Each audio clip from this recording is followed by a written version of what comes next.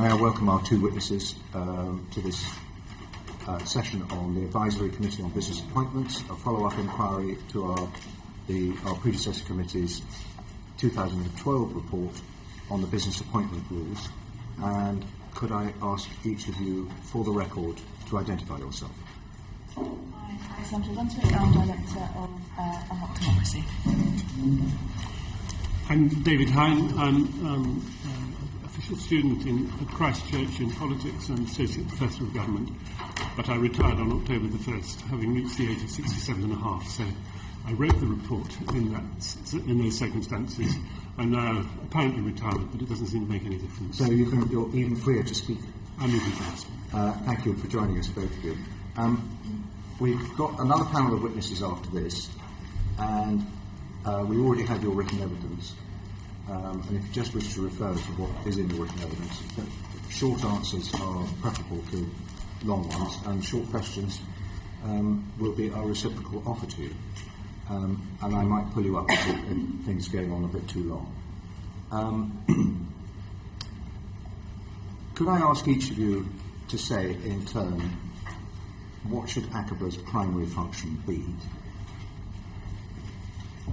Would you like to start, Richard? If you would like to start. My own view is that it probably should no longer exist any longer. And so, in a way, that's the short answer. But it seems to me that some bodies similar to it should play the roles that have been much discussed in your reports and other reports at various levels. But I think the problem is that the role as hitherto performed has not gone deep enough or bitten hard enough. And there are levels beyond the level of ensuring that the procedural rules are followed, where at the moment the advisory committee is not able to go because it doesn't have the resources and doesn't have the statutory backing and doesn't have the legitimacy. And my view, which I expect we'll discuss later, is that those are the areas where there needs to be a substantial extension of the role, right to the point at which one asks whether, in the case of a contumacious flouting of the procedural rules, one begins to look at the question of whether an improper gain has been obtained. And if an improper gain has been obtained, whether the criminal law should be invoked as well as the procedural rules that the committee has. Alexandra Luntwick? I would agree very much with what they said. I think there needs to be a body which has responsibility for the functions that ACoBA currently has. It needs to have more powers, it needs to be able to investigate, it needs to have more resources, it needs to be on a statutory footing. But, you have set out, this committee has set out that case before. I think what is different is that having gone through all the evidence of the appointments that ACoBA has looked at, you can actually find examples on LinkedIn where there should be appointments that have gone to ACoBA which haven't gone to ACoBA. And if you have a body where LinkedIn is actually a more accurate record of what people are doing now in terms of the revolving door, then I think there is a very strong argument that body needs to be changed. But to be fair, ACoBA doesn't pretend to be a comprehensive public record of what's going on. No, but if it is being avoided to the extent that there is more information on LinkedIn than ACoBA, then I think there is a fundamental problem. So the ACoBA website doesn't list the cases where they have been avoided? Yeah. Well, that's something we should bear in mind in our recommendations, which, personally, I'm minded that we should produce a report which reinforces our previous recommendations, informed by the evidence we're taking now. So what do you think has changed since the government rejected our recommendations in 2012? And if you remember, they did take a very long time. They didn't reject them in 2012, they rejected them in 2014. It took them 2 years to reject our recommendations. What do you think has changed since then?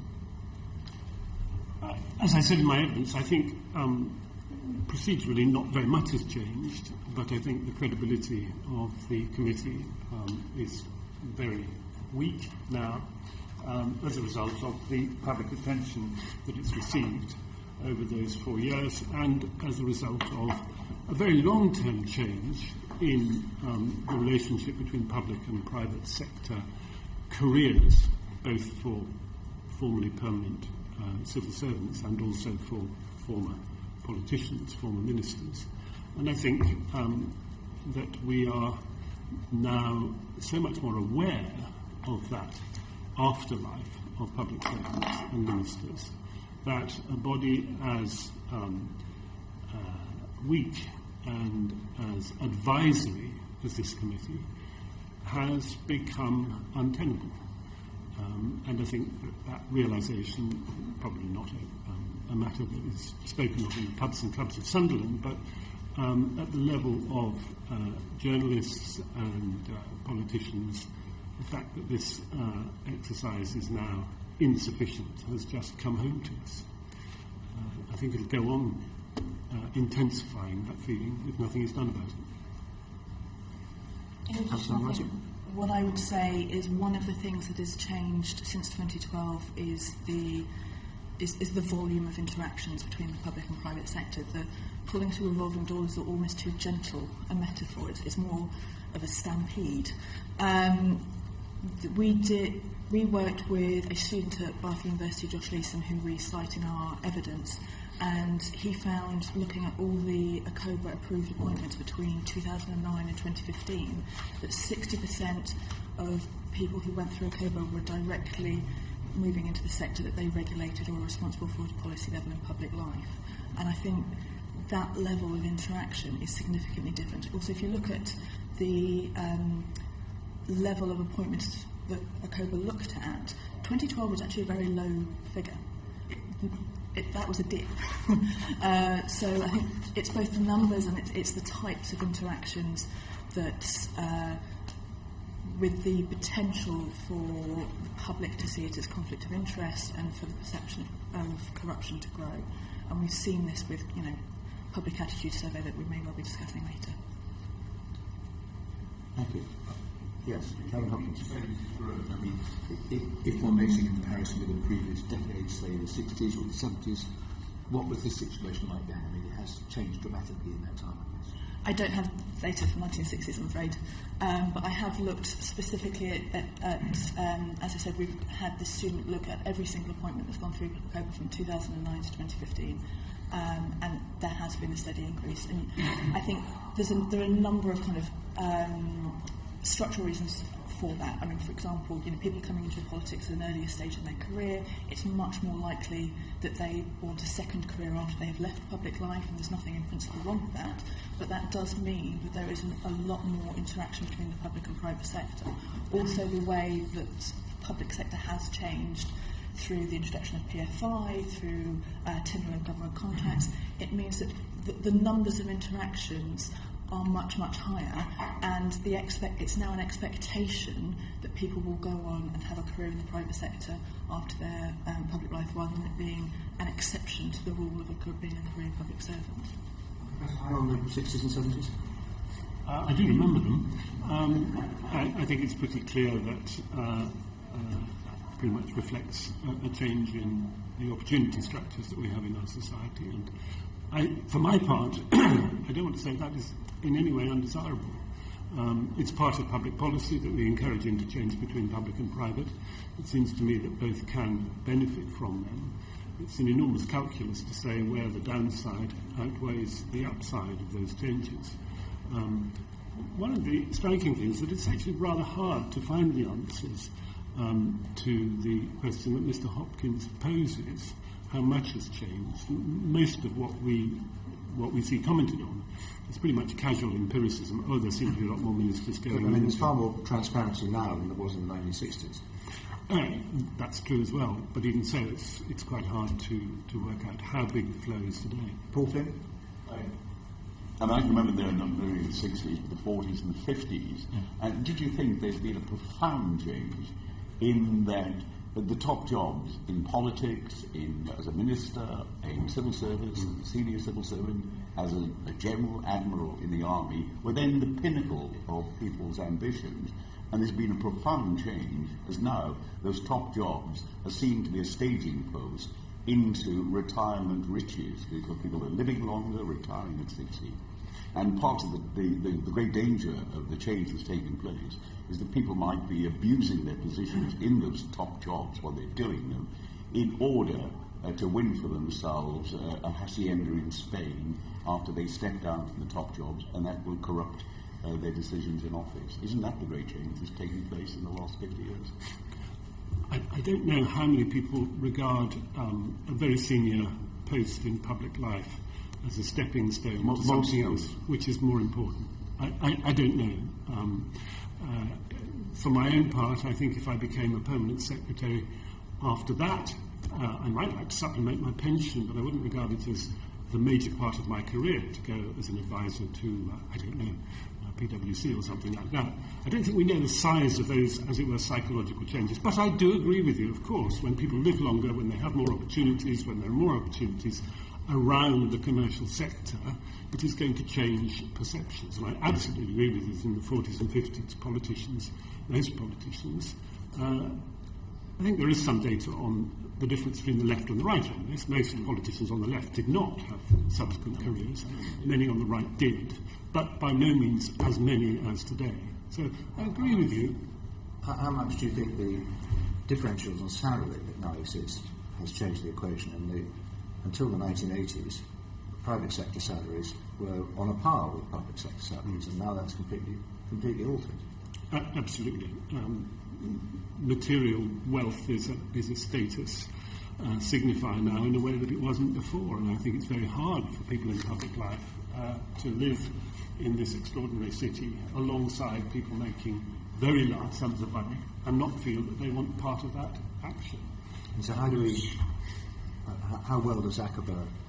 I'm going to move on to Andrew Turner now. How effective do you think ACoBA is in policing the boundary between public and private sector? I don't think it's very effective at all. I think, and that's not a criticism of the individuals involved in ACoBA, I should say. It's more the resources they're given, the remit that they have. Then we've set out in our evidence, there have been cases where people have gone to them for advice and been told they can't be given specific advice tailored to their particular role that they might take up, that there are very general rules that they can give out, but they can't advise the specifics, that it can be quite a slow process. Their definition of lobbying is very, very weak. So, for example, in one case, there was somebody who applied to ACoBA and was advised that despite the fact that they had set up the system in the public sector of the grant tendering, that them advising on how to get a grant was not lobbying. I would strongly argue that actually that is. So I think they've been dealt a very bad set of cards. I think they are trying to do the best that they can at the moment. I mean, I think the fact that we have seen more evidence of them actually objecting when people should have gone to ACoBA and have failed to do so is a very positive sign, but I think there's very, very little they can do with the position that they've been put in. Yes, I mean, I think I largely agree with that, but if I might add, I think that what we're trying to do in the UK is quite hard. A lot of jurisdictions around the world, I mean, advanced democracies, which I think are the only places where they really worry about these sorts of things, tend to rely on hard law or have rather different cultures. And I think that the problem in the UK is that we believe there should be hard law to prevent hard corruption in the public sense, although there are relatively few cases of that in the UK compared to most advanced democracies. But we also want to go further. We want to get it absolutely right by having this curious advisory role. And I think the problem is that we're now putting much too much weight on the procedures at the top and the possibility that advice, combined with the basic decency of public office holders, will be enough. All you need is some procedures, which by and large I think at the top level work well. I mean, of course your hearings have heard of cases where people haven't followed the rules or the advice has come late or whatever else, but given the tiny, tiny operation that the advisory committee is, I think they don't do badly in formalistically going through the motions of all these things. I think the problem is what follows up from that. How do you know whether your interpretation of lobbying and the rules and the advice that you give is going to be followed, and what sort of machinery would you need to ensure that it was followed up. And then, of course, what do you do if you have evidence that it's not being followed?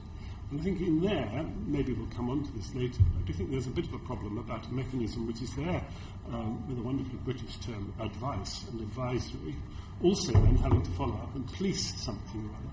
And that's often a problem with such organisations. If they're implicated in the advice, to some extent they're already compromised in terms of the investigation of whether the advice has been followed up, which is why I personally, but we may want to come to this, would favour some differentiation of function, some investigation process, possibly an investigations officer, whose role was somewhat different from that of the chair and the committee and the advisory body in the first place. But that's later on.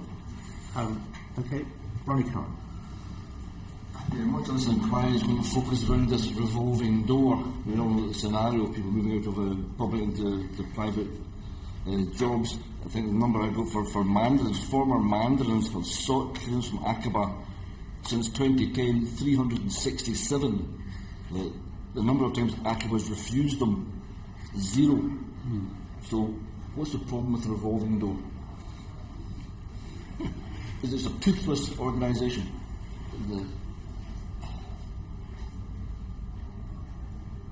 I think that is a problem. I absolutely agree with you. I find it implausible that there is a process which is apparently a waving through. And even if it were the case that all those proposals for subsequent employment were completely unrelated to previous employment, there would be an appearance standard problem.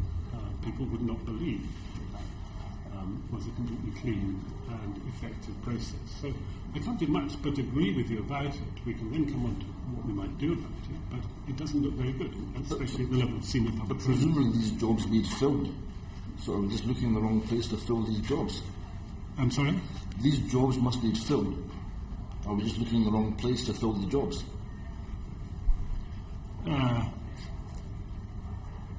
Well, out of those 320, there are a whole range of different jobs, of which only some can be regarded as it were, sensitive with regard to previous roles. And to be frank, I've no idea how big that need is. Some of those needs are probably letterhead needs. It's very good to put a former minister on the top of your letterhead. Some of those needs are informational needs. And if you don't get a telephone book directory of all the officials dealing with contracting in a particular ministry out of those people, you may have to go somewhere else. So I'm sure they are, in your terms, needs that need to be fulfilled. Whether we want them to be fulfilled is another matter. There are all sorts of questions about how appropriate it is for any commercial organisation to have a detailed knowledge of the people working in a ministry that does a large amount of contracting. But to some extent it is a functional need. Clearly you've got to do a lot of talking. The question is how proper that talking is. And that's a very complicated thing. So I can't give you an answer to that question, how big is the need and how should it be fulfilled, because I don't know what's proper need and what's improper need. I suppose I'm wondering how many are just letter-headed jobs. It is just a job for the boy. It is here's a position, here's a salary, you don't actually have to do anything for it. And how many actually are genuine positions where people's experience that they've gained, whether it be in government or civil service, is actually of a benefit to the employers they're then going to take a salary from. Well, I don't think they can all be letterhead jobs, clearly. I don't know whether you're saying that letterhead in itself is undesirable. I think anybody working should justify their salary. If they're just there to be a name to boost the profile of a company, it looks good that we've got these people on our board or even in some sort of advisory capacity, then they're cheating their employees, they're cheating their shareholders. Yeah, well, I'm not sure. I might have to throw that question back at you and say, well, what would you do about that? I'm not sure how you would legislate it. Employ people who are beneficial to the company and pay them a working salary to do it. Well, that's probably up to the shareholders to decide whether they're getting value out of money from the letterhead. It might be over-regulation to try and devise a law or a rule or procedure against that. And it seems to me the real question is whether improper relationships exist, and whether the existence of those improper relationships provides all sorts of incentives for people still in public service to behave in ways other than those which they ought to do in the public interest, through that sort of knowledge that you can make those transfers. And that's a very hard one to crack, but it's the one that we ought to be worried about. I would be less worried if I thought there were genuinely just letterhead appointments that were potentially a company wasting their money, because that's certainly not how the public sees it. And the perception is that with the revolving door, you're at the very least getting that person's address book, that contact, that ability to have informal conversations, and potentially you're getting a lot more than that. Transparency International's Global Corruption Barometer shows that 59% of respondents think that the UK's government is entirely or to a large extent run by a few big entities acting in their own best interests, with an additional 31% think that is somewhat the case. And I think ACoBA is actually letting, the current system with ACoBA is letting people in government down, because those people that are actually going through the system as it currently exists, that are following all the rules, are expecting to be in a position where they can be told that there is absolutely nothing wrong with the job that you are now taking up, there is no potential of perception of corruption, there are no conflicts of interests. So they have gone through this process and they are not in that position where they are being given that clean bill of health. And so I think it's bad for the public and the public perception of politics, but it's also bad for the people that are actually trying to follow the rules, such as they are. So how does ACoBA address this, apart from saying no to anybody? They seem to be incapable of saying no to anybody. As I give you the mandarins number, 137 ministers have applied for jobs since 2010 for 394 jobs. And ACoBA's response to that, they've refused 0. Yeah. One no may be enough to sort of introduce some sort of belief in the system. I think in part this is what David was saying earlier about the fact that this is an advisory system. There is still a slight kind of culture that it's a bit of a gentleman's club and it's all about the honour code. It's not an independent statutory body. There aren't sanctions for if you break the rules.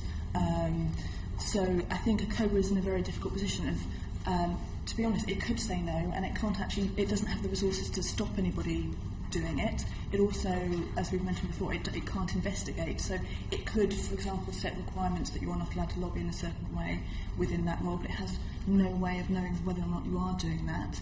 And because there are huge problems with the way that ministerial meetings data is published, that's also very difficult to find out from other sources. So yeah, I mean, I think in its current state, there isn't very much ACoBA can do that. I think it's why, as the committee recommended previously, there has to be a statutory body and it has to have the power to investigate. If I could say, we are looking at an extreme interpretation of the numbers here. We're not taking into account the conditions that are imposed on jobs which are deemed suitable. One can smile and one can be a little bit sceptical of that, but nevertheless, that process of toughening up the conditions of jobs which ultimately, as you say, are approved, is very clear from the work of the committee over quite a long period of time. I don't believe it's anything like enough, but it's not quite the same as saying, yes, go ahead and do what you want. So we better be accurate in what we're talking about here. And I think we also have evidence from the hearings that you've held and from the reports of the advisory committee itself that sometimes jobs are deemed unsuitable, and it's rare cases, I think, but there are such cases, and the application is withdrawn. So we have to be a little bit more careful about what we're talking about than just everything goes through on a blanket basis. It doesn't. Although part of the problem is because we're not told what doesn't go through, we have no way of actually understanding that as a process. I agree. And to be fair, also, what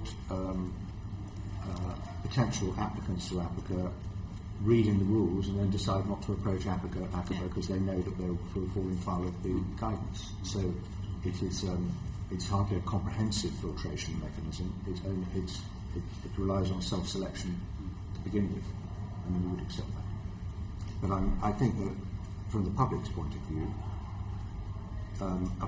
a regulatory body that never seems to regulate is is not very doesn't give much confidence. It looks like we're all agreed on that. Anything else? Can you just say when do you think it's okay for someone to move from the public sector to the private sector? Can you give an example of what's all right? I mean, or are we just against people moving from the public sector to the private sector? I'm not at all. No, I think it's highly desirable there's interaction. I think it's a fact of life. I think it would be enormously complicated and expensive. Well, when is it okay? Give an example of a case that's been approved if you think it was actually fine.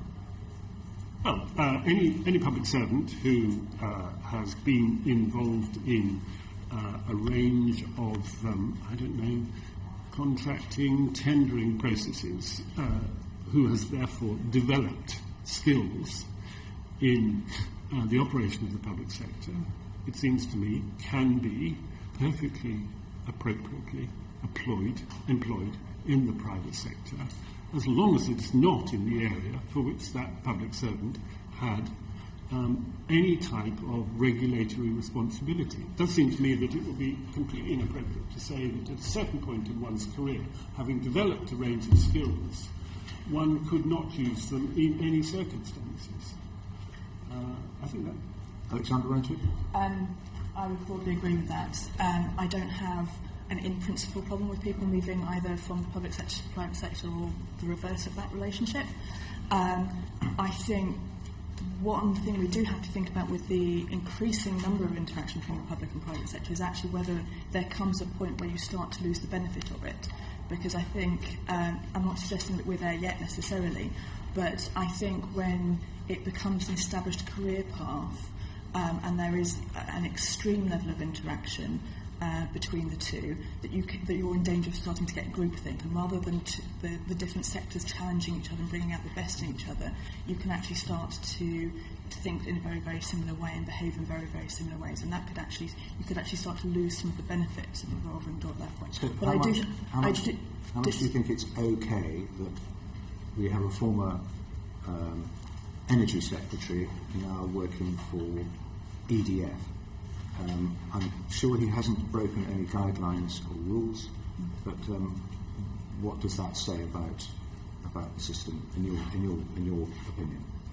I think that is the kind of appointment that raises a large number of concerns, because it is somebody who is moving from one specific department, policy area that they were responsible for regulating in government, and they are then moving to in the private sector, and that raises a large number of questions from an anti-corruption point of view around, and I'm not suggesting that they are corrupt or that there are corrupt practices going on, but in terms of when you're looking at the measures you analyse around corruption, at the potential conflict of interest, at the possible use and potential for pressuring contacts from your previous career, those kinds of appointments where they move straight from the policy area in government to that policy area in the private sector raise a number of concerns for me. I guess we've got two dimensions to this. One is, are there reputational safeguards you can impose? I agree with the implication of your question. It does not look good to see an energy or former energy secretary taking consultancy positions with companies that have been under his regulation. And I would hope that we would develop a culture in public life where that sort of thing was so damaging to individuals' perception, to public perceptions of that individual and to the companies involved, that it would not be acceptable. Sometimes this does work in exactly that way, I think, but it takes enormous pressure by campaigning journalists and by committees like yours to bring it to public attention, and sustaining that over a long period of time is very, very hard. But I do believe that cultural values have got to be an important part of the process of policing public life. So I think the reputational dimension is important. But there will be some who are insensitive to that. And you then have to ask the question, how are you going to get at whether or not an improper gain has been made by commercial organisations or the individual, probably both. And clearly at the moment we don't have that in place at all. We might have to go on to what we do about it. In the interest of balance, I should say that a former Minister of State in that department is also working in the energy sector. One of the great question marks, the great puzzles of Parliament of the last 6 years to me is how we could have been so idiotic as to strike a deal with EDF that guaranteed them a price that was 3 times the going rate for electricity and guaranteed index-linked that price for 35 years when we don't know what the price of energy is going to be in 35 weeks. But it did seem extraordinary that this absolutely certain disaster, financial disaster of Hinkley Point, was agreed by a certain Ed Davey. And I had many clashes with him in the House in the past years when he was here to try to find some explanation of how we could have struck a deal that was so damaging and bound to be damaging and hugely expensive to electricity players for the next 50 years. And there was never any answer to that puzzle, and I put a great deal of energy into find out why Ed Davey struck that deal, which seemed palpably insane. And we now see that Ed Davey has now taken a knighthood and is working for EDF. He's not only working for EDF, he's presented on television as the independent voice for EDF, for electricity policy and so on. But can't we possibly float the idea that there might have been some anticipation by Ed Davey of the future job when he struck this terrible financial deal? Anything to add to that? No, Mr. Flynn has the advantage over me. He usually has the last word. Ronnie Cowan. Davey and Regio or Lord John Hutton, who was Health Minister and then Defence Secretary, is now going on to be working for a private company, Hinchinbrook Hospital, and is also advisor to Bechtel and Lockheed Martin. And these people went in front of a committee who said, yeah, it's okay, on you go. And I think one of the things we also have to bear in mind, I mean, the Times has already raised the issue of Brexit being a lobbyist's bonanza.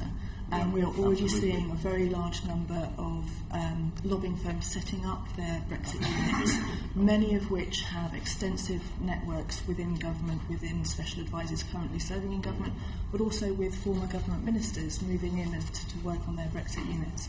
So I'm very aware of the issues that you raise. I mean, I would obviously say, as I've said to this and other committees before, that one of the things that we need is a comprehensive lobbying register that helps to show that, both that the lobbying on those policy issues is taking place and also where there are people who have held roles in public life and that they are doing that lobbying.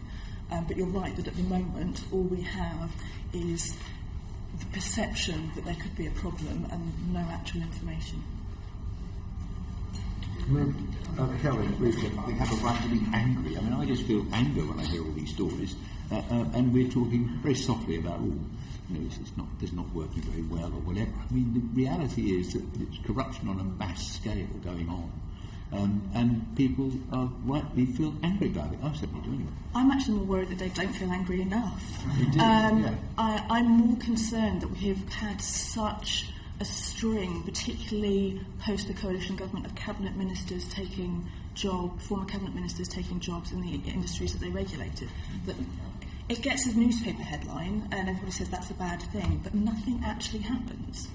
And I just feel that all it does is it adds to the general perception that there is a perception of corruption in our politics, that things are broken, that things are wrong, but nothing is ever actually done about it.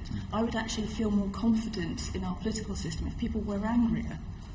Do you think we should be angry in the prospect, the degradation in the public's mind of the political system, which then produces obscenities like Donald Trump? Which, if people do become so disillusioned about the political system, they'll turn to extremes, and isn't that the great danger of the failures of ACoBA? Absolutely. I asked, could you give an example of, somebody who's obeyed the rules and it's okay, and you would accept that? I mean, for example, the former Lord Chancellor Michael Gove has gone back to writing at the Times. He had to go through the ACoBA system. Is that an acceptable example of someone moving from ministerial office back into the private sector? I think it probably is. We see quite a lot of people in the university system, and I don't believe there's much. There are conflicts of interest in the university system, but I don't believe that former public servants will come and join us pose that big a problem. We have a lot of heads of houses in Oxford who are diplomats and that sort of thing. Don't think that's a problem. Not always better than others, but... or someone from the Ministry of Defence moving into a military charity, would that be a problem? And sometimes people, when they take charitable positions, they actually forget to go through ACoBA. Where public money and contracts are involved. If you go and write for a newspaper, it's not public money. I'm not saying good idea, but nevertheless it's quite different from being involved in a gigantic contract which is going to cost the public billions, many billions over decades, and somebody writing a column for the Times. Quite different situation. The issue for me is the secrecy, because obviously if somebody is writing a column in the Times or wherever, however influential it is or however important it is, it's public. Everybody can see that is an influence that they are having. The danger with people moving to the private sector and doing lobbying for the private sector is that we don't know what they're doing. There is a perception that it could potentially be a problem, but what we have at the moment is a regulatory system that sets conditions that it can't monitor, but generally says the appointments are fine, and so we just don't know enough to say that they actually are fine, or to be able to regulate if they're not. But yeah, I mean, if they go on to lecture on a particular subject, or if they go on and do something in a completely different industry, I'm not saying that people can't have second careers, but I do think there are real problems both with the conflict of interest and with potentially pressuring colleagues from your previous career if you move straight into the sector which you were regulating in government. Shall we go? Well, as a former cabinet minister, I had to apply to ACoBA to do a small advisory committee job. And I hope it did pass the smell test, as it did. And I'd just like to declare my register of members' interest before I start my questioning of you. Can I just say that isn't it true, though, that it's not just the politicians, and it's not just where the system is now, but there are too many loopholes in the whole system. I was reading, our next panel is going to involve evidence from members of Private Eye, and I was reading Private Eye, and I see that Simon Verley, who was the Director General for DEC for many years, has escaped official scrutiny of this revolving door move by terming his departure from the civil service as a 5-year career break, which means that he's been able to stay on the government books, allegedly, and be a partner in an accountancy firm at the same time. I mean, surely something that appears, if it is absolutely true, to be so blatant, surely that should be caught by the rules somewhere. There must be a better way of doing this. It's not just the high-profile politicians, it's people that are moving seamlessly between these areas of private and public. And I really would like you to lay out for me what you think are the conflicts arising from this revolving door. Professor Hyde. Well, I think there's a bit of a risk that we sit here agreeing with ourselves. I absolutely agree with you on that main observation. Can I say something about an area which I think is less visible, where I think we do need to do something, and pretty quickly, because, in fact, we did at one stage do something about it. It was in the public eye, and now it's out, and that is all those public appointments which are approved inside departments. Chairman, some time ago, I think a couple of years ago, I gave evidence to the Committee on Standards in Public Life, and in that I looked at the difference in the approvals and the conditions which were laid down for senior appointments and those appointments which were approved within departments. And what struck me at the time was, well, two things struck me. One, in 2009-10, the evidence just stopped. There is no longer an evidence trail in the advisory committee reports. But the second was that between 2001 and 2009, one saw very little, so to speak, toughening up of the conditions that the advisory committee was imposing on senior appointments and ministers. One saw very little toughening up at the level of the department. Now, from time to time, the advisory committee, in its annual report, refers to this issue. And what it says is the rules and the procedures changed, and so we haven't got the data since 2010, but we are trying to do something about making sure that all departments impose the same conditions. But that's the only thing we have in the public domain. All we have is the word of the chair, I don't doubt her word at all, that the committee is concerned about this. But once upon a time we did know exactly what conditions the departments were imposing, and it stopped. It absolutely stopped. And the Committee on Standards in Public Life was very struck by this. If it helps your committee, I'm very happy to send you the little report that I wrote about it. Yes, please. I'm very struck by that, and I do think that, returning to what my colleague says about a culture amongst employees at a particular level, I'm very struck by the thought that if there is now not just traffic, but a veritable flood of movements from particular departments of government, that nothing is being done to monitor the consistency with which permanent secretaries are imposing conditions on their former employees. And I think that could change the culture in a seriously deleterious way, and possibly is. But we know nothing about it. You know, it really does need investigation. And it'll be incredibly hard to do anything about it, because I suspect that if you're leading a major department of state, it's jolly hard to say to the people that you're struggling to get to come and work in the public sector for much lower salaries than those in the private sector, do come and work for us. And by the way, if you feel like a career change at 40, life is going to get a lot tougher for you. So those are real problems involving hundreds, if not thousands, of public servants. Before I ask Alexander Rumsik to respond to my question, would you also say that it is more important, particularly at this time, when the government is making this huge drive for major infrastructure projects, which are not in the millions but in the billions, and when even to work in government they are offering absolutely astronomical six-figure salaries, say, for example, to Simon Kirby, who was at HS2 Limited, one of my particularly pet subjects, as the committee appreciates. So that it's even more important to pass the smell test, that we're able to see the web that evolves with these major infrastructure projects, which there may be a benefit of this exchange between the public and private sector, but that the public would want to be able to see that, and it should be fully transparent. I absolutely agree with you. Major infrastructure projects, building an aircraft carrier, if it takes 15 or 20 years, it's very difficult to get out of the contractual relationships you have as the conditions, the specifications change. And it seems to me highly likely that close relationships will build between contractors and public servants, and that the larger those contracts are, and the more you have to employ people on a temporary basis from the outside, the more you're going to create a web of interests, as you say, across the two sectors, which is potentially very damaging.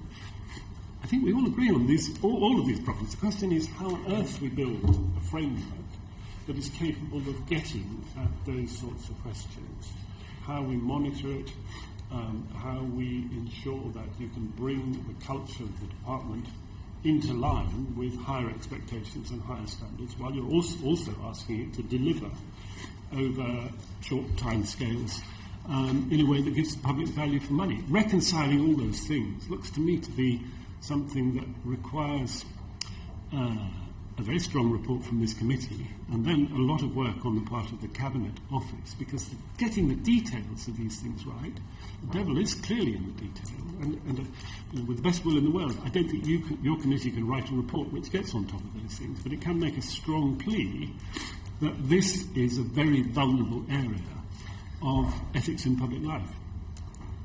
If I can just briefly add to what you were saying, as part of the project that we were doing on looking at the revolving door, we not only looked at the ACoBA points, we attempted to look at the appointments at a more junior level that don't have to go to ACoBA. We did a number of freedom of information requests around not even as something as specific as the conditions, but just the numbers of people who had left, had been given approval to take jobs in the private sector, and the destinations. We found it impossible to even get that information from all government departments.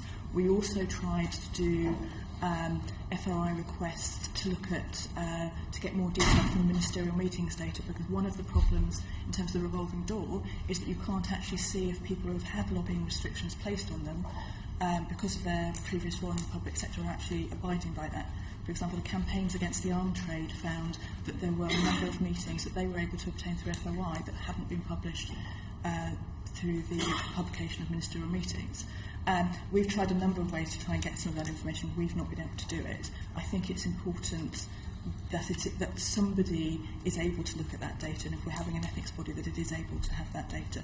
In terms of your original question, which I think was about what the risks of the revolving door are, there's two that I've already mentioned, which are basically the abuse of office and also influencing former colleagues. The other two that I would particularly highlight are basically the use of privileged information, that if you have helped set up a system whilst in public life, you then, in a role in the private sector, may switch side and may argue the other case, but use the privileged information you have from your previous role to enable you to do that. I think the other potential risk is around regulatory capture, and about that kind of too close culture, and that individuals who go on to regulate their former sector may be unduly sympathetic and not have enough independence to be able to be effective as regulators.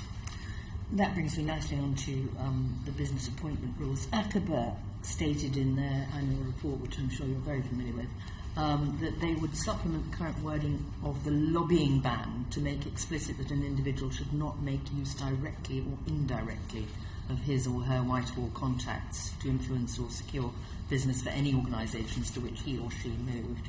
I mean, how effective do you think these business appointment rules are as far as the clarity around lobbying is concerned? And how effective do you think that proposal is on strengthening the definition of lobbying? I think human nature varies hugely. I suspect it does work for some people. I suspect it does not work for others. And probably it's the latter group that we have to try and legislate for. So it does matter that it's not effective, if it's not effective. I think we could agree we can't know for sure whether it's effective, but we have to legislate to try and deal with the risk. And so that takes us into the question of what we might do about it if we had reason to believe that a contact book was being abused, or if people were making improper introductions at the golf club, or if people were lobbying on the behalf of somebody else, that they were being given all the information by the person who was not supposed to provide that information. And that's a very tough one. My own view is that you've got to have machinery capable of investigating particular cases. And I think you've got to have uncertainty on the part both of the commercial organisation and the individual who's moved into that area about whether they themselves might be subject to significant investigation. So I would be in favour of random checks, but of course it does require quite a lot of investigation. Maybe not so random, as I said in the report. Maybe they should be risk-based. You should identify who you think should be investigated and then have them before you. And then the question is what sort of penalty you impose and what the standard of evidence, the evidential basis you're going to require is before you say you have failed to follow the advice or the requirements laid down, you have lobbied, and whether or not the lobbying was effective, you might want to say you should face a penalty for that. The evidential base, the size of the penalty, who the penalty is imposed on, are all details that one has to work through. And as I say, I think it would be quite tough for your committee to produce a report that actually set these things out, what you want to see. I think all you can do is say this requires significant investigation. Unfortunately, I have to say, I don't think there are many parallels around the world for that sort of detailed investigative activity on a large scale. Is there any system around the world that you think we should look at and take lessons from? Well, you have already looked at one which is quite close to our system. It's the Westminster model, the Canadian model, and it has a statutory basis, which is the first step, but not the only step. And I think you concluded in 2012 it was quite a good system. I don't know whether you've read the subsequent review of the Canadian Ethics Act in 2014. It's well worth reading, that document, because basically it shows that it ain't all wonderful in Canada either, and in fact they have many of the same problems that the advisory committee has, even though they put it in a statutory wrapper. So I don't think Canada provides the obvious model. Quite a lot of advanced democracies have traditionally based on the hard law of corruption, and I guess one reason why we haven't used the hard law of corruption, and we might say there isn't much corruption, but we might also say that the hard law of corruption is incredibly hard to mobilise. The evidential standard is so high, and the costs to the public purse of bringing cases are fearful. So, it would be dangerous.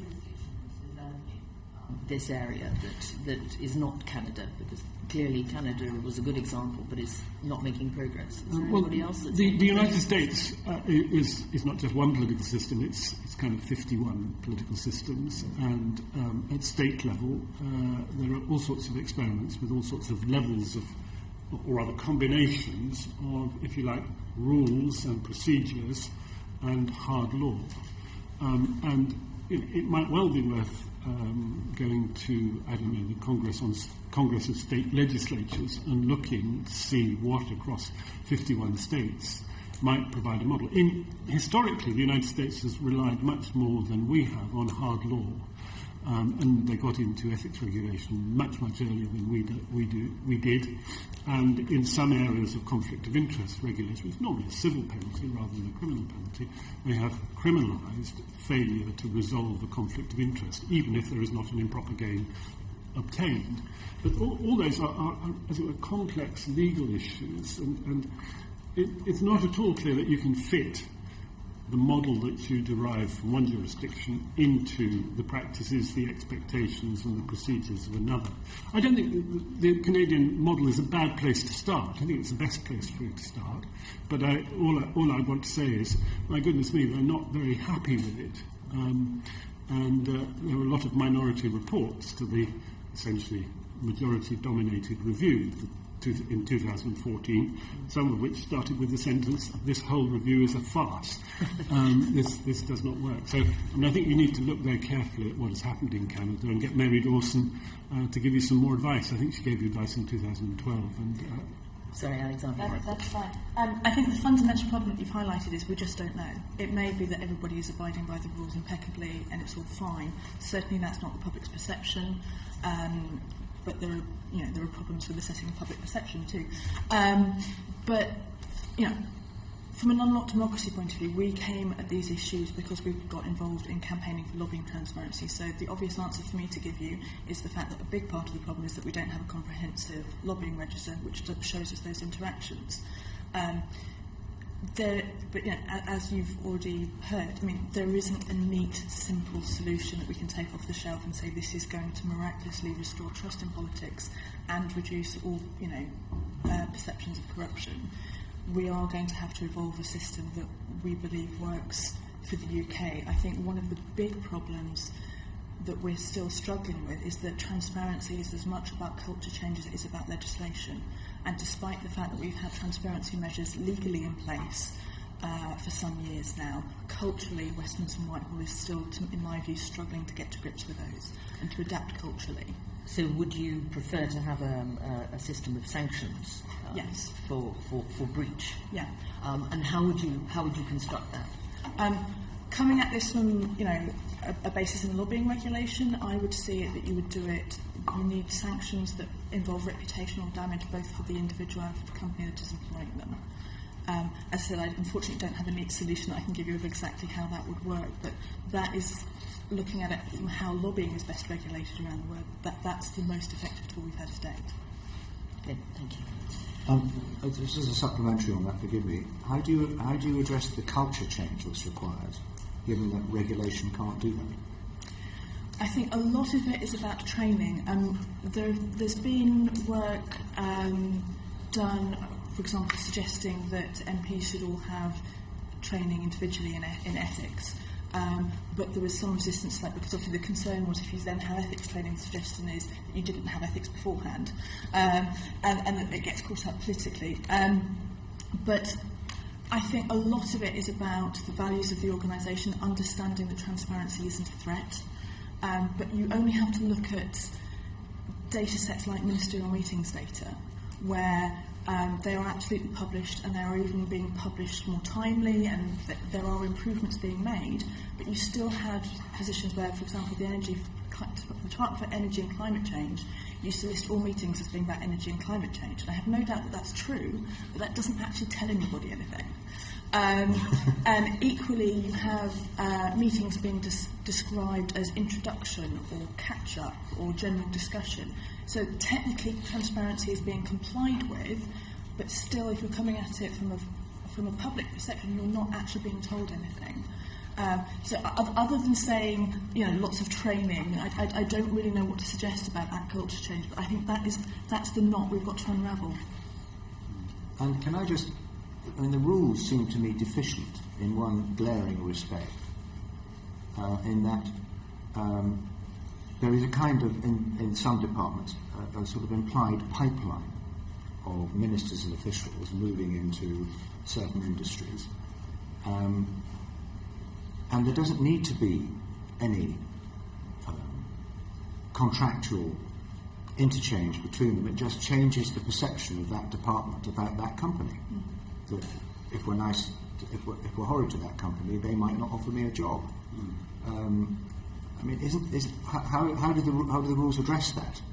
I mean, supposing a senior military person is dealing with Capita and is hoping to perhaps have a job with Capita at a later stage. He doesn't need to do anything overtly corrupt to have his judgment altered while he's still holding public office. Isn't that, to what extent do the rules address that problem? Well, I think the rules do address that problem. You're quite right. And one solution is to have some kind of absolute ban. I think the wording of that ban would be tough, but that is the only belt and braces solution to the problem you've outlined. Now, it's not entirely true that you can get away with very, very soft treatment of your commercial interlocutor as a minister or a public servant. There are all sorts of rules on public contracting which have to be followed. There is the Public Accounts Committee, there is parliamentary investigation and so on. The problem is that it seems to me that while Parliament and its committees has done a reasonably good job in investigating this over recent years compared to the situation 20 or 30 years ago, in a sense it's being swamped by the growth of the opportunities that are there. So if your committee concludes from that the time has come to put some really tight rules about what you can and can't do, to make clear to people while in public office that there isn't the benefit that's going to come from, as you put it, being soft or being friendly, then maybe that's the answer. But again, you're going to have to specify in considerable detail what is acceptable transfer and what is not acceptable transfer. But I'd be very sympathetic myself to trying to do it. Any comment? I agree. Okay, that'll do. Paul Flynn and then we find out what an auspicious day this is for you to give your information, because this is the day in which Mr. Hopkins and myself have been promoted by our leader to the backbenches in order to liberate us and to speak the whole truth on these matters. And we did go to Canada. We were the only members of the committee who were still here on the committee now, who wrote the report in 2012. And, sorry? Okay. Things you forget, I think. Anyway, that report was distinguished in that the only recommendation that was accepted by government at the time was a recommendation the members of ACoBA should be paid, which wasn't the most serious or profound of our recommendations. But we're very grateful for your reports and your work on this.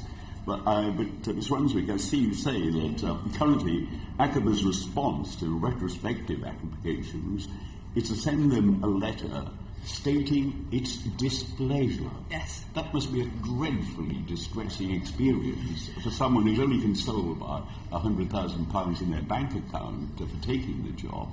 But you're suggesting that you use something even stronger, even crueler than such a letter would be. I mean, what would that be? I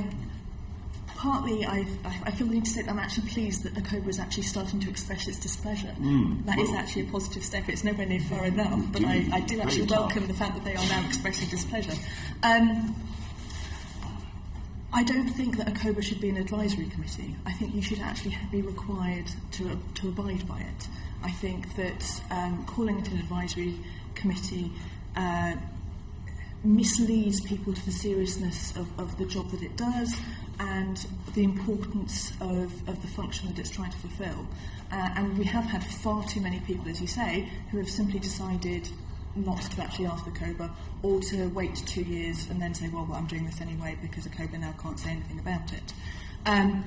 So yes, I do believe, sorry, to get back to your question, that there needs to be strict sanctions for when people don't abide by the rules. As I've said, I think the most effective way that we've seen so far of doing that is where that there is reputational damage and potentially a fine for both the individual concerned and the company that's employing them. But doesn't it prove the utter futility of ACoBA that's been described as not a watchdog but a pussycat without teeth or claws? The only sanction they apply is the pussycat doesn't purr when they break the rules, when they put 2 fingers up to ACoBA. I mean, doesn't it prove the utter uselessness of this body?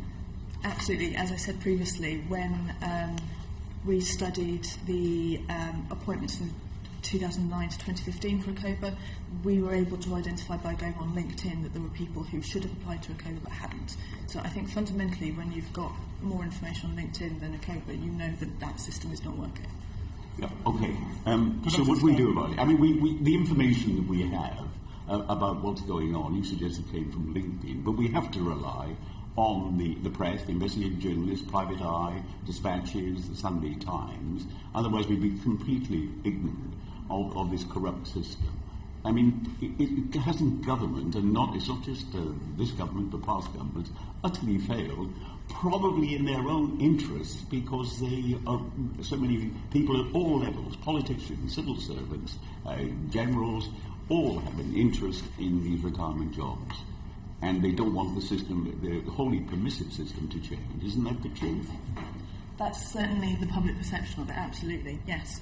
That, as I quoted before, that people see that the government has in effect been taken over by corporate interests, and that people see that their career is going to be in the private sector, and that they have a cosy relationship with those organisations with a view to what their future career might look like.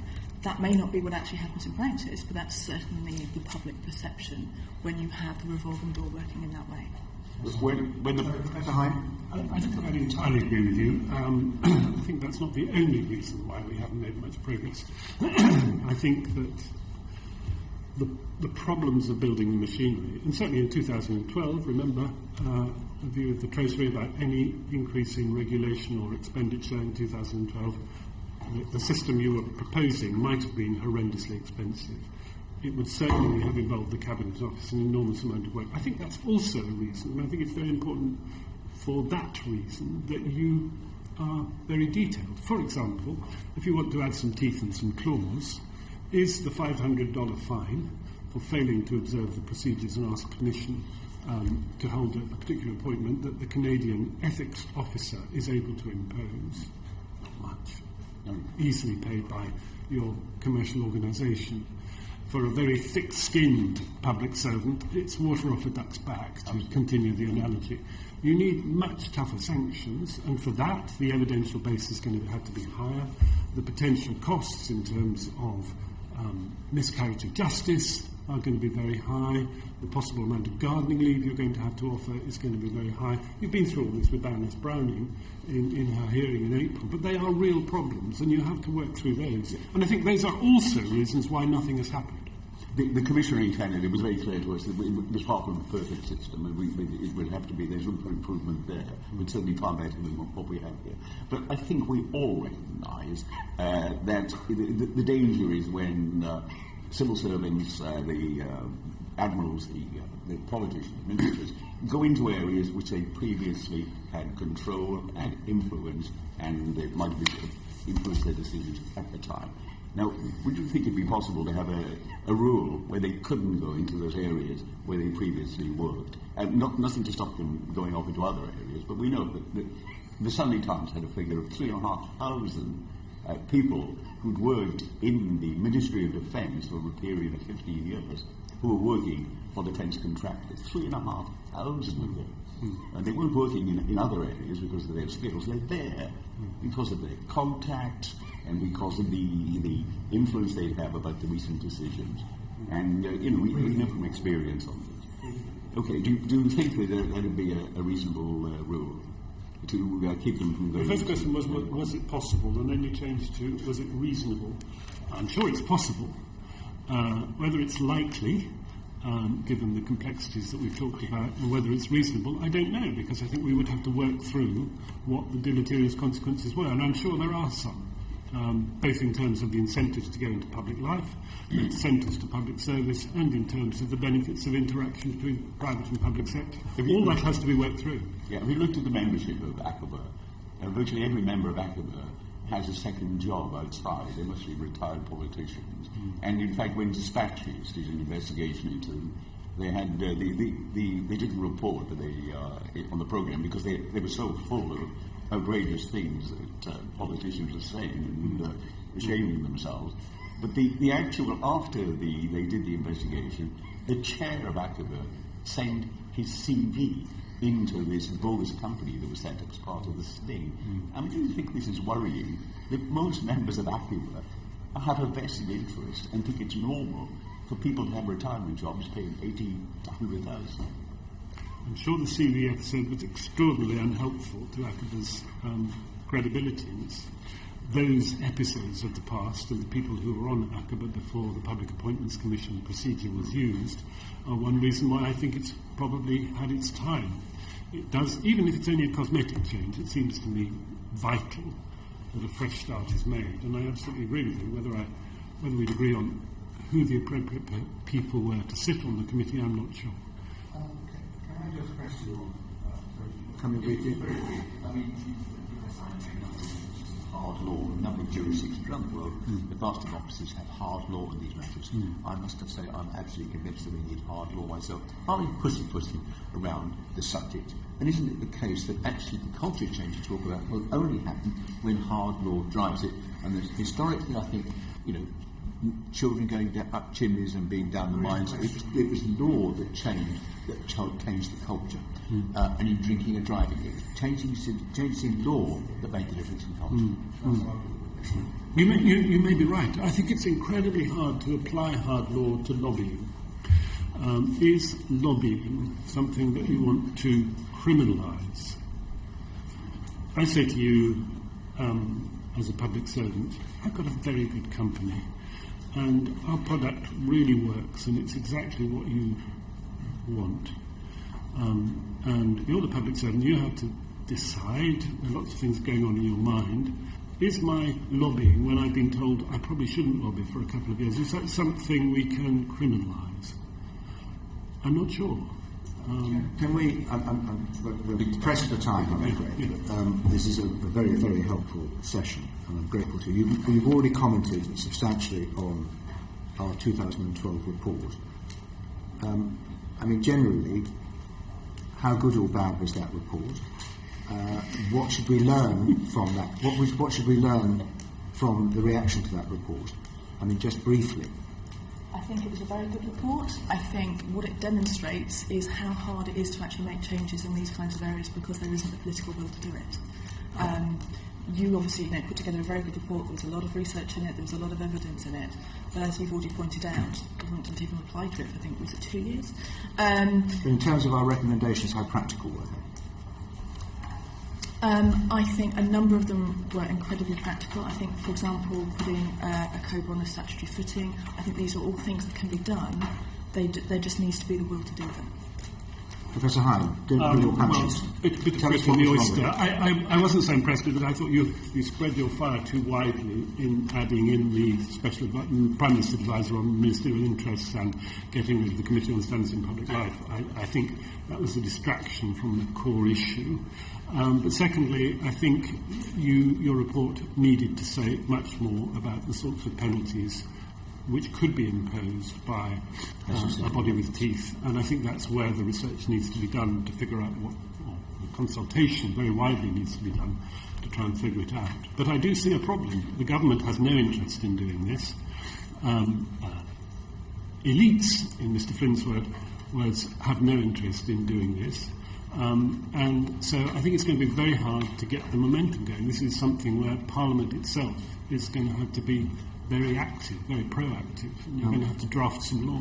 Well, we are moving on to the Prime Minister's Advisor, Minister's Interests, and Mr. Flynn wants to ask some questions about that. But do tell us if you think that really that's an additional distraction we can do without while we're grappling with the main issue. I think primarily because I think the history of the development of ethics advisors since the Committee on Standards in Public Life was set up 20 years ago suggests that if you give an organisation a number of different remits, then any discrediting of that organisation in one area or any controversy that makes politicians like yourself attack it, as you do periodically, and I'm not saying might be all wrongly, you're going to discredit it in the other areas. And I think you're going to raise questions about where resources should be devoted and what the principal function of the organisation is. And it does seem to me that an ethics commissioner to police something as important as the subject that we've talked about this morning merits its own office and its organisation. And that if you add in the political dimension, you yourself excluded MPs. And I'm inclined to agree with you that I think if you tried to put the Commission of Parliamentary Standards into this as well, you would have a hopelessly unmanageable thing. But I think there is something essentially political about the Prime Minister's Advisor on Ministerial Interests as well. And so I personally think you should keep them out and focus on an ethics commissioner. Fully behind you in trying to make it statutory, but I would go further. I would say, as Mr. Hopkins says, we've got to investigate how we can mobilise the law. It's not so much that the law doesn't exist. There's lots of statute and common law on corruption. The problem is no one knows really how to mobilise it effectively and efficiently in the service of the objectives which you have. And I think that is such a huge task in itself. I'd keep the Ministerial Advisor and Parliament right at it. Paul Fair. The Ministerial, the role was created in previous Parliament as a reform, as an essential reform. And it was used by the previous Prime Minister to report to his ministers. But the system is that only the Prime Minister can refer anyone to this pooh-bah figure as he's become now. He's someone without a job. But if we take just one example, there are many of these, but the Liam Fox was sacked for his conduct when he was Secretary of State for Defence. He was never investigated. He gained absolution by resignation. The then advisor, Sir Philip Moore, resigned, and he told our committee that he thought he should have investigated the conduct of Sir Liam Fox. And a new appointment was made of someone who spent years saying yes sir, no sir, 3 bags full sir to politicians.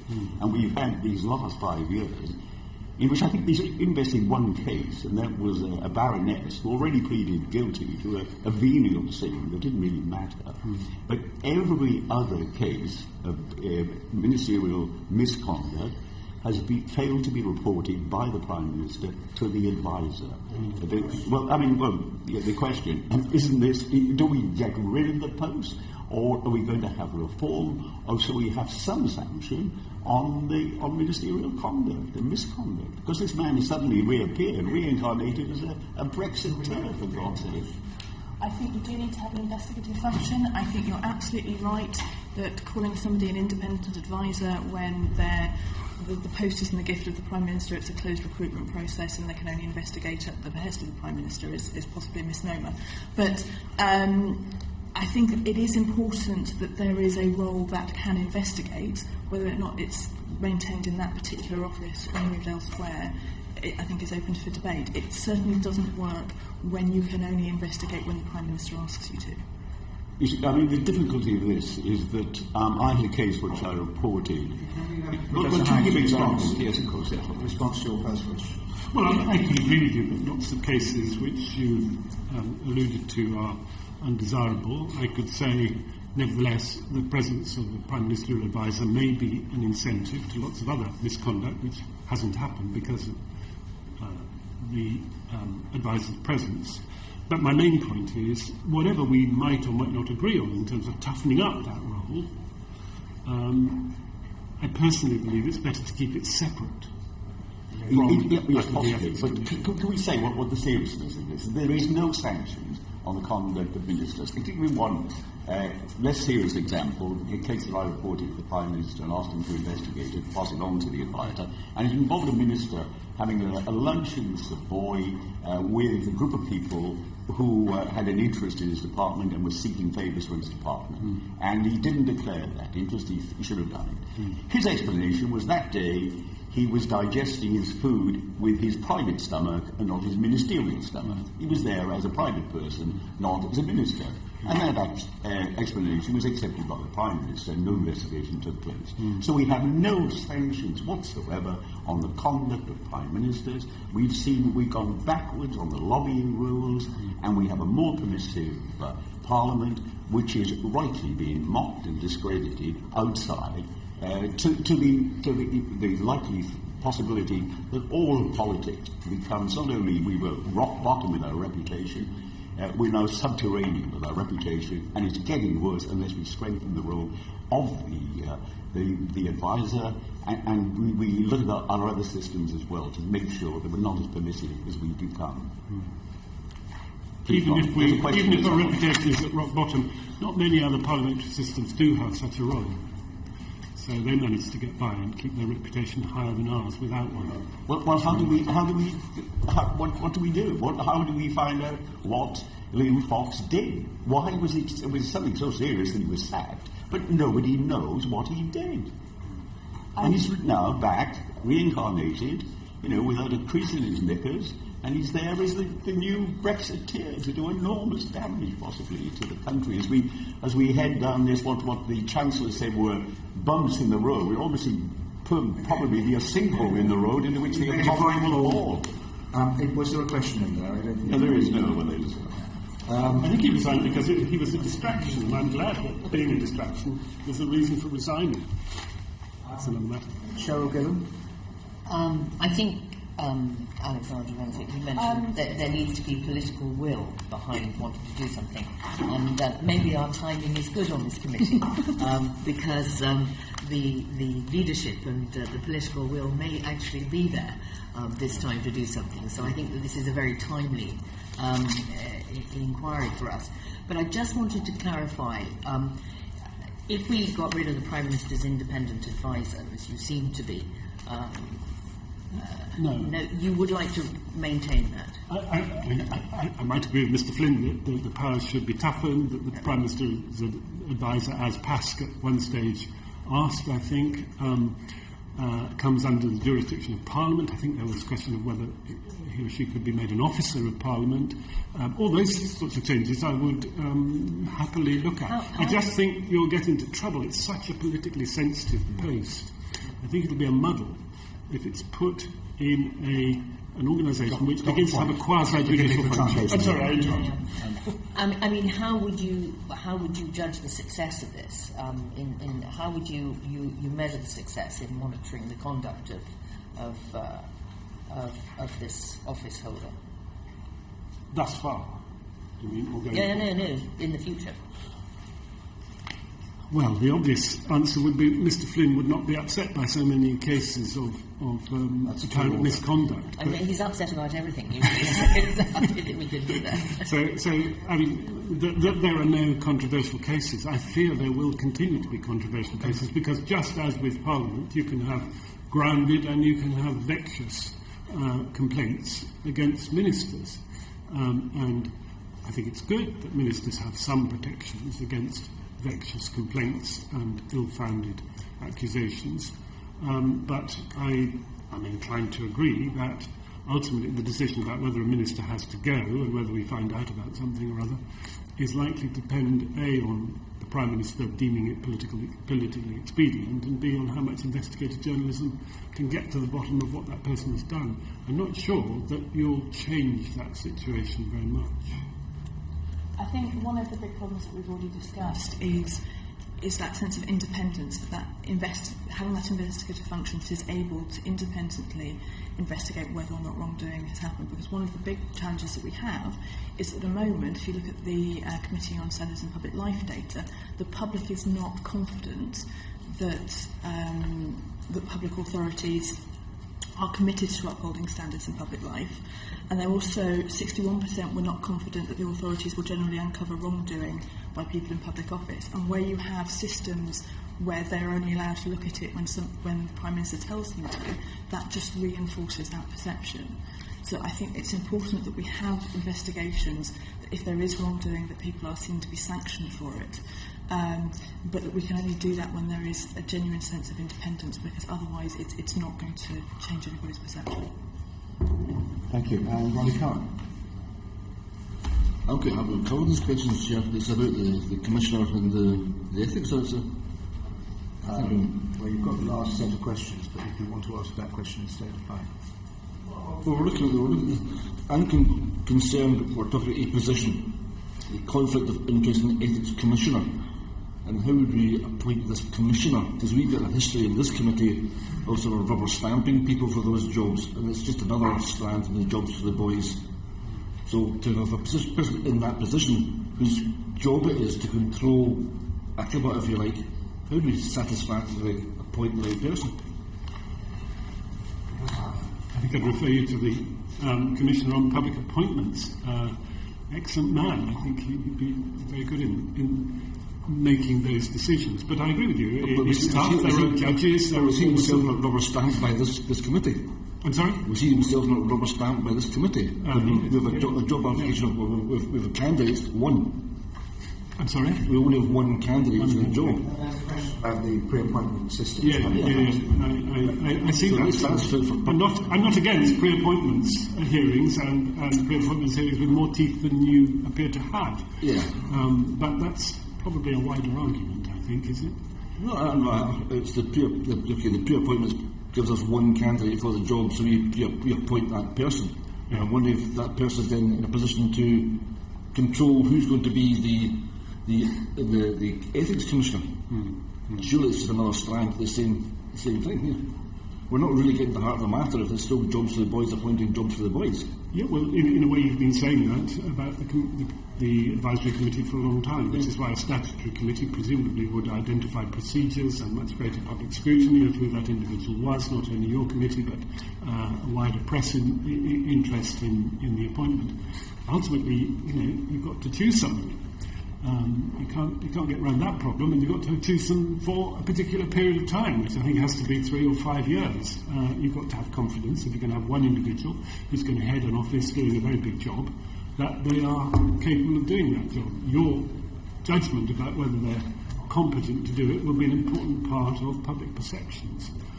Whether you should sit around and choose between 5 people here on the table, I'm not sure.